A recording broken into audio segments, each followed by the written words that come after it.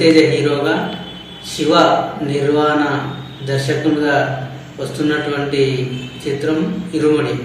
So మామూలుగా జనరల్గా మనం ఇరుముడి అంటేనే అయ్యప్ప స్వామి దేవునికి సంబంధించిన బ్యాక్గ్రౌండ్కి సంబంధించి మనం ఊహించుకుంటాం.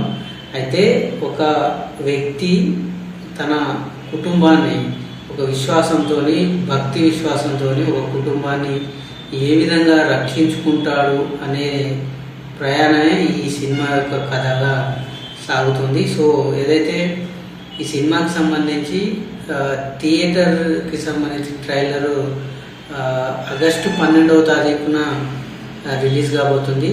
సో ఇది ఏలూరు భీమవరంలో ఈ థియేట్రికల్ సంబంధించిన ట్రైలర్ రిలీజ్ను అక్కడ ఏర్పాటు చేశారు. అయితే ఈ సినిమాకు సంబంధించి రిలీజ్ అప్డేట్ కూడా చిత్ర యూనిట్ ప్రకటించింది.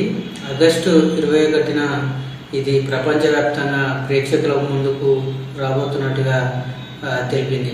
సో ఏదైతే మాస్ మహారాజా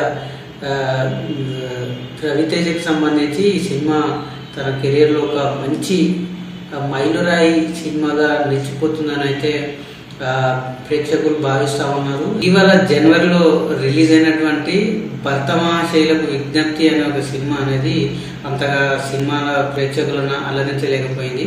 సో దాని తర్వాత ఇప్పుడు ఇరుముడి అనే సినిమా నెక్స్ట్ ఈ ఆగస్టు 21న రిలీజ్ కాబోతుంది. అంటే ఒక దేవుడిని నమ్మితే ఒక కుటుంబాన్ని ఏ విధంగా రక్షిస్తాడు అనేది ఒక విస్తృతంగా ఈ సినిమాను నిర్మించినట్టుగా తెలుస్తూ ఉంది.